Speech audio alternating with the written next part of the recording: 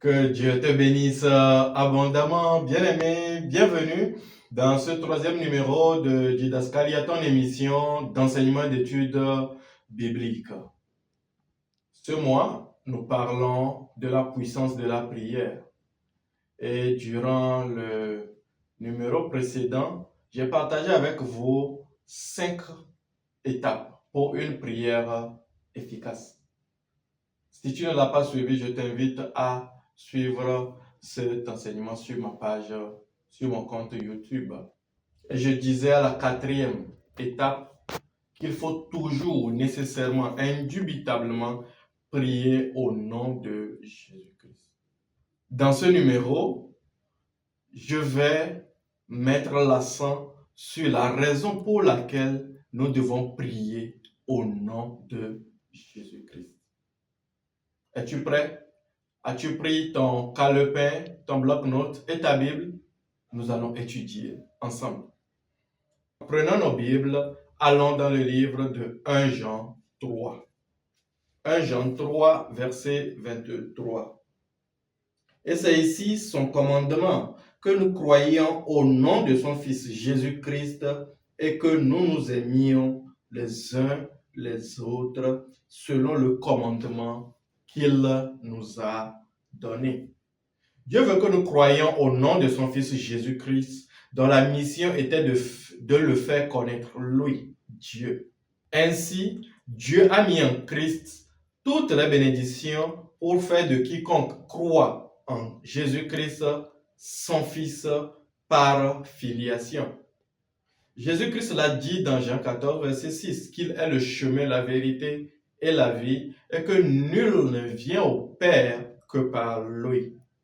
Toutes choses ont été faites pour Christ, de sorte que par lui, nous soyons bénis et exaucés. C'est lui qui a payé le prix de nos péchés. C'est lui, Jésus-Christ, qui est notre Seigneur et Sauveur. C'est donc par lui aussi que nous obtenons la gloire de Dieu à l'exemple de la vie éternelle, comme nous le dit le livre de Romains, chapitre 10, versets 9 à 10. Lisons rapidement le livre de 1 Jean 5. Nous allons lire du verset 13 à 15. Je vous ai écrit ces choses afin que vous sachiez que vous avez la vie éternelle, vous qui croyez au nom du Fils de Dieu. Nous avons auprès de lui cette assurance que si nous demandons quelque chose selon sa volonté, il nous écoute. Et si nous savons qu'il nous écoute, verset 15, quelque chose que nous demandions, nous savons que nous possédons la chose que nous lui avons demandée. Dieu a tout fait au nom de Jésus-Christ. Nous le voyons dans Romains 10, verset 13. Car quiconque invoquera le nom du Seigneur, parlant de Jésus-Christ, sera sauvé. Alors, étudions ensemble les attributs de ce nom, Jésus-Christ. Comme Dieu a laissé les détails sur qui il est dans sa parole en nous montrant qu'il est amour, vérité, paix, justice, bon, compatissant, le Dieu de l'abondance, et j'en passe. Nous voyons aussi dans la Bible les attributs de son Fils Jésus-Christ. Et nous comprendrons mieux pourquoi il faut obligatoirement prier au nom de Jésus-Christ. Voyez avec moi Colossiens 2, verset 2 à 3. Afin qu'ils aient le cœur rempli de consolation, qu'ils soient unis dans la charité et enrichis d'une pleine intelligence pour connaître le mystère de Dieu. C'est un mystère. Savoir Christ, mystère dans lequel sont cachés tous les trésors de la sagesse et de la science. Dieu a caché tout ça en qui? En Jésus-Christ. Christ est un mystère dans lequel Dieu a caché tous les trésors de la sagesse et de la science. On commence par comprendre l'élévation dont bénéficie Christ, n'est-ce pas? Continuons de travailler la parole sur les attributs du Christ. Colossiens 2, versets 9 à 10. Car en lui, Jésus-Christ, habite corporellement toute la plénitude de la divinité. Verset 10. Vous avez tout pleinement en lui, qui est le chef de toute domination et de toute autorité. Plénitude vient du mot grec plero, P-L-E-R-2-O, qui veut dire remplir à déborder. Divinité vient du mot grec théotès, T-H-E-O-T-H-E-S, c'est-à-dire l'état d'être Dieu. Si on reprend ce verset, on se rend compte que Dieu a rempli le corps de Jésus-Christ de lui-même, Dieu. Voilà pourquoi il ajoute au verset 10 que nous avons tout en Jésus-Christ, qu'il a fait chef de toute domination et de toute autorité. Cela voudrait dire que tout ce qui concerne les dominations, les autorités dans ce monde, celles saintes et maléfiques, Dieu a fait de Jésus-Christ leur chef. Vous comprenez pourquoi nous devons prier au nom de Jésus-Christ? Quel puissant verset, quel passage qui vient nous donner une profondeur dans la connaissance du Christ. Ce passage nous permettra de mieux comprendre pourquoi il est dans notre intérêt de prier fortement au nom de Jésus-Christ, en qui habite corporellement toute la plénitude de la divinité et celui qui est le chef de toute domination et de toute autorité. Philippiens 2, verset 9 à 10, qui nous donne encore un puissant message. C'est pourquoi aussi Dieu l'a souverainement élevé et lui a donné le nom qui est au-dessus de tout nom. Verset 10, afin qu'au nom de Jésus, tout genou fléchisse dans les cieux, sur la terre et sous la terre.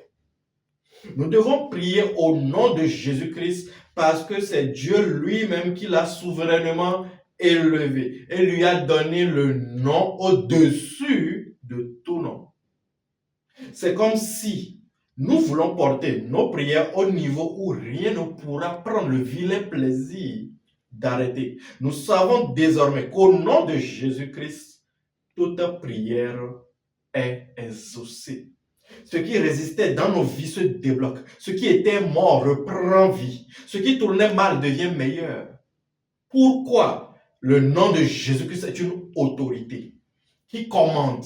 En ce nom, tout genou fléchit dans les cieux. Donc les anges aussi. Satan aussi. Oui, il est dans le ciel. Même si ce n'est pas le même ciel que le ciel où Dieu trône. Le nom de Jésus-Christ est une autorité qui commande. En ce nom, tout genou fléchit ou dans les cieux, sur la terre. Donc tous les hommes, les femmes, les montagnes, tout ce que la terre renferme, obéit lorsque nous déclenchons une prière au nom du Christ.